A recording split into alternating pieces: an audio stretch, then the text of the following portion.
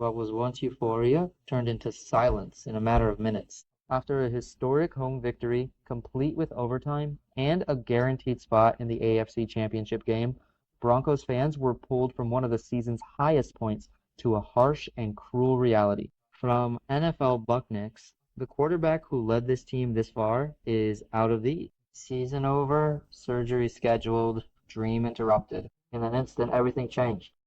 Now, the challenge isn't just tactical or strategic, but emotional. How do you process this loss? Quarterback Bo Nix, they will turn to Jarrett Stidham. We will come at this from every angle we know, but JJ, this is almost hard to find a parallel or a through line. I know there's certain instances of having to call upon a backup for the biggest game of the season in the playoffs, but to pull this fan base in this locker room from such euphoria to what they're feeling right now, how are you processing the news? I mean, you just had a home overtime playoff victory against the best quarterback that remains on your side of the bracket.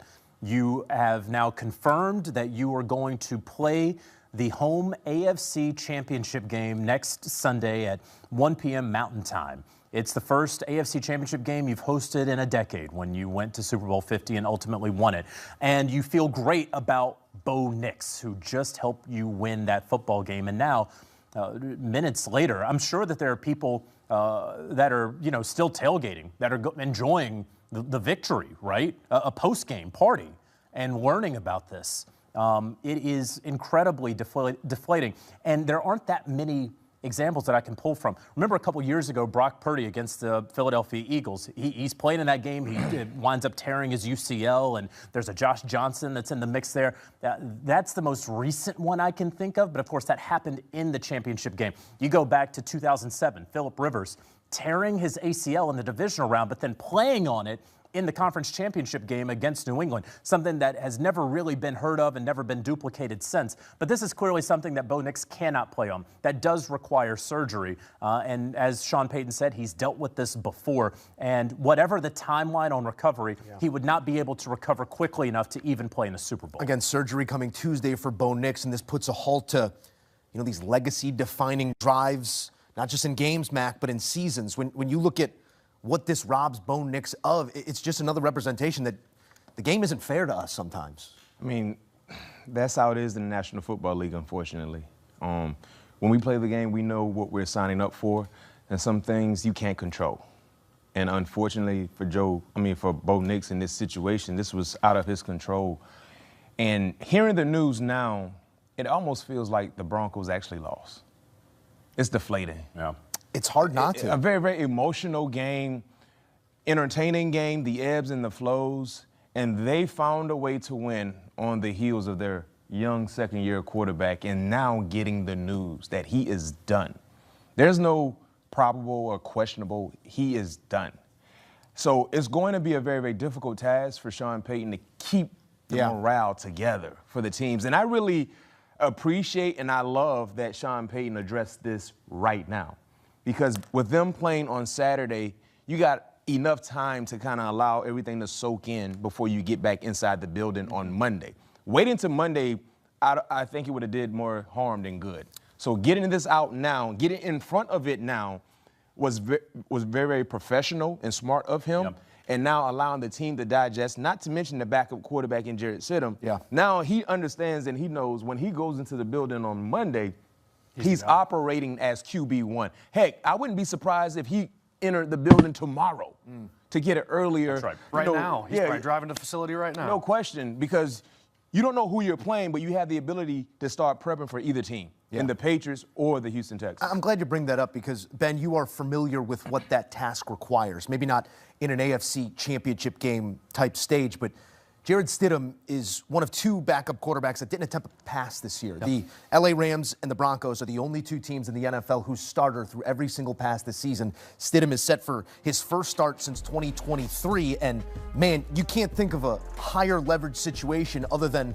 the game to be played beyond it in a Super Bowl. And maybe by a stroke of luck and a heck of a defense, he finds himself there. You're familiar with the role and the individual. How does Jarrett Stidham meet this moment? This is next man up mentality to a T. And for Jarrett Stidham, there's a reason he signed back with the Denver Broncos in the offseason. A chance to play, a chance to mean something for this team if something, God forbid, happened to Bo Nix, which unfortunately it did tonight. But for Jarrett Stidham, look, the week of practice is going to be different. The week of prep is going to be different. You go from getting scout team reps to getting every rep during practice. The mindset is going to change. Now, preparation shouldn't change too much for him. He should have been, preparing as if he was the guy for the last 5 or 6 months regardless. But for him, this is an unbelievable opportunity. He was drafted by the Patriots in 2019. If this thing shakes out the way it's supposed to, or not the way it's supposed to, but if the Patriots go and handle business tomorrow, Jarrett Stidham's got a chance to do something really, really cool against a team who drafted him a number of years ago. But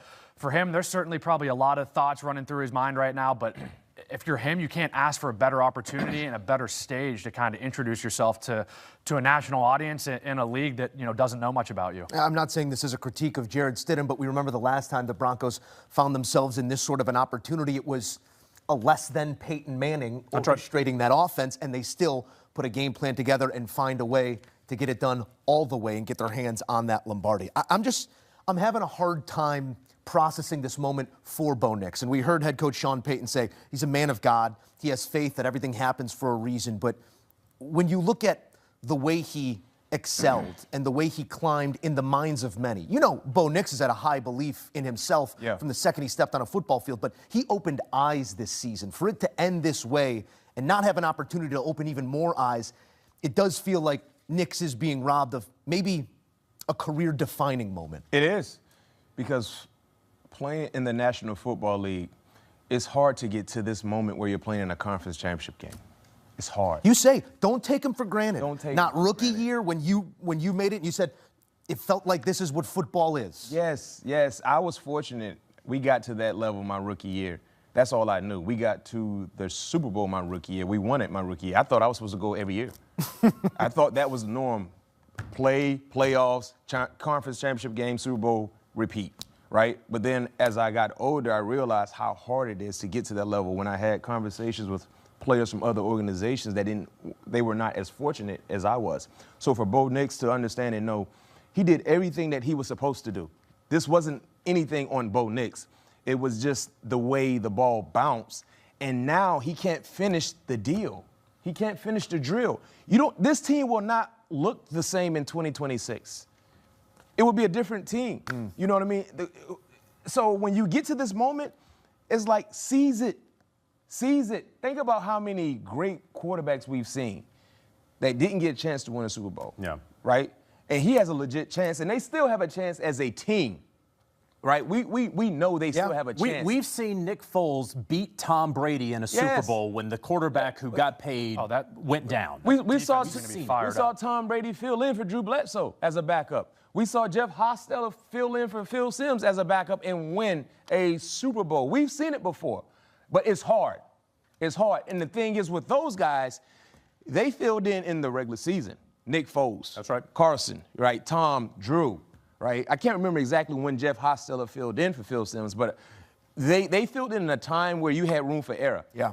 Where for Jarrett Stidham, if you mess this up, season is over. Yep. I know, but one thing Mike Tomlin used to tell us all the time. In the NFL, they applaud your problems. Nobody cares about your problems. There is sympathy. They feel some type of way, right? Oh, that's tough. But let's go. New England and Houston? Yeah, either one of those teams, they're saying, who we get, let's go. That's the life of the NFL. The NFL doesn't wait, doesn't go easy, and doesn't forgive. For Bo Nix, there's a lingering feeling of a moment that seemed destined to be unforgettable, but ended abruptly and unfairly. For the Broncos, all that's left is reality. Nix has to pick himself up, with Jared Stern taking on the toughest role possible on the hardest stage imaginable. History shows that miracles do happen, but it also teaches us how rare it is to reach that point and how precious every opportunity is. Bo Nix's legacy doesn't end here, but this season leaves a deep mark on the team, the fans, and the memory of how football can be as magnificent